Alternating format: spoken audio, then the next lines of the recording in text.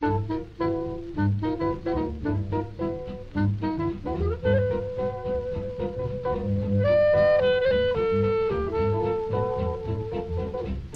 guys, it's Jonah here once again, back with another beer review, and I, as always, am sailing on a sea of beer. Come on. We're going to do something that, oh dear, I don't know how this is going to go. We are going to look at this bad boy, okay? Charles Wells and Young, Wells and Young, remember them? And this one is in collaboration with Dogfish Head. And this is their DNA, New World IPA, it says, coming in at 4.5. And it's in a diddy little bottle. It's a 330. I was going to say 350 because it might be a Dogfish Head. But no, of course not. It's a UK version. And basically Youngs, or Wells and Youngs, have done something weird and sneaky and managed to team up somehow with Dogfish Head and got their logo on one of their beers. I am going to make a prediction about this beer because I've had it in a pub before. I've never had the bottled version, but I've drunk this in a pub. So I'm going to say cut very soon. Go and have a look at the end of the video and you will see what I'm going to say, okay? And I will be back in a couple of seconds to do the actual review. Cut. Boom. I'm back. Okay, so I've made my little prediction and I'm going to put this at the end of the video to see if I agree, because I've got very preconceived ideas about this beer, and I thought it would only be detrimental to this review if I went into it with a closed mind. So prepare to open your mind. Open your mind, Quaid. Let's get into this bad boy. So, to be honest, the bottle, okay, it's a 330 and I don't like that. I do actually quite like the modernist artwork on here. It's got a neck chief, which is really nice, and that says an Anglo-American mashup, hey, like that, mash, of Wells Classic and a reduction of Dogfish Head 60-minute IPA. So basically, they've got two beers and mixed them together. Okay, cap wise, no, it's just a plain black cap.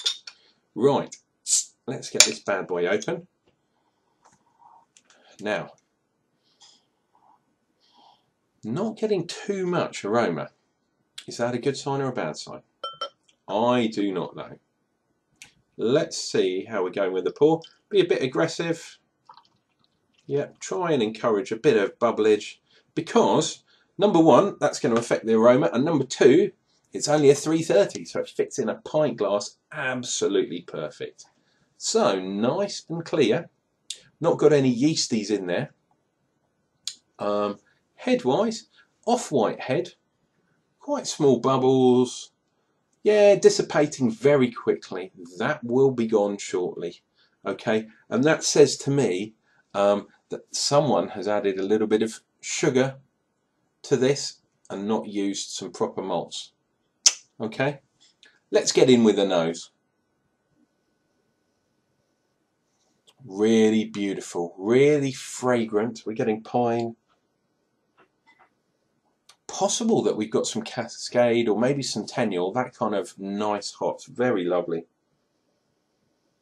Definitely an IPA aroma. It's not boom in your face, but there's definitely some hops in this beer, which is a good thing. And from the colour, I mean, if we go back to look at the colour, it's not, hey, there I am. It's not a pale ale, so it's not a traditional IPA.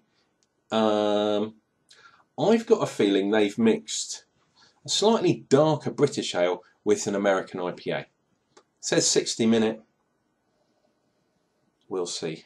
Yeah, I'm definitely getting that kind of cascadey kind of thing going on. Maybe a touch of Citra in there.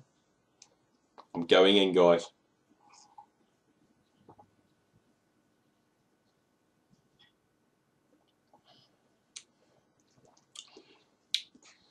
Bit watery. I have to say, a bit weak on the hop. Well, are there any hops in here at all? Smells like there are. Taste-wise, first of all, I can say that is not an American IPA. I would say this isn't actually, New World IPA. I would say that does not taste like a British IPA either. I'm thinking like a Green King, you know, a traditional IPA.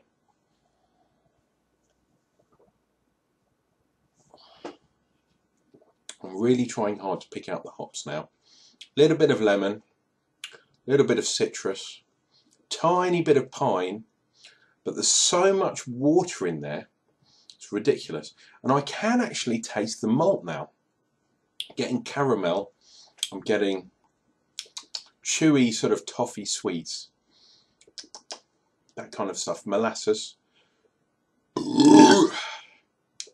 Giving it every chance. I'm tasting on the belch as well. No, I have to say, a little bit weak.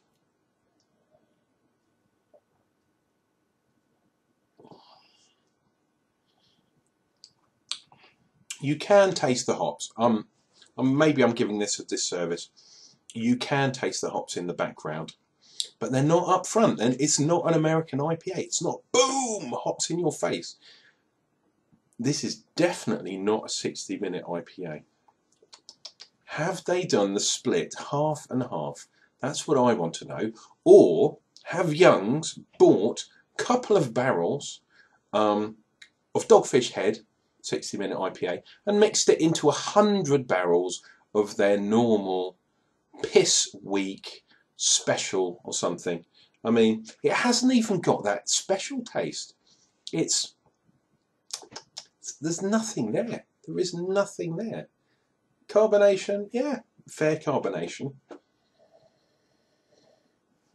I mean, what more can I say? As an experiment, it was a good experiment, but I think Young's have kind of, once again, shown their true colours and tried to make money out of something that's fashionable, and using a corporate logo like Dogfish Head. Dude, you haven't succeeded here, and charging premium price for this shit. Sorry, but Young's, fuck off. Yeah, it's that bad. I mean, this is a slap in the fucking face of every craft brew drinker. Yeah, you guys are taking the piss big time. Please don't do this again. Okay, I can see what you're trying to do. You're trying to make some money. You're trying to raise the profile of Young's. Trying to get into the craft brew moniker. Yeah, but you have absolutely failed. I actually prefer the, what was it, the Hummingbird one. Although I haven't done a review of it yet. I prefer Young's own version, the Hummingbird beer, if you guys have tried that, than this one. And Dogfish Head, you guys have made a big mistake, because this is absolute gash. Okay? Guys, hopefully you'll enjoy the fact that this was an honest review of a very poor beer. I won't be buying this again, not even in the pub. £5 for a pint? No way, man. I'll drink my own piss first. Okay? Make sure you click like if you like this review. Click subscribe, because hopefully the only way from doing a bad review is going upwards in the sky. This has been Uncle Jonah. We'll see you real soon, and make sure you stay tuned for my prediction. I can honestly say that I think in this case my prediction has come true. Shalom to you guys. Drink a beer on Uncle Jonah. We'll see you next time.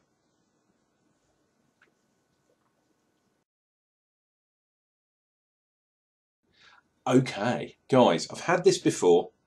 I had this down the local pub, rub-a-dub-dub, down the fucking pub. And it was absolutely shit. It was fucking awful. First of all, it cost £5 for a fucking glass of this bastard. £5 fucking pounds. Can you believe it? you know what half that money's gone towards? It's gone towards this label here. And as you can see, I haven't opened the bottle version yet.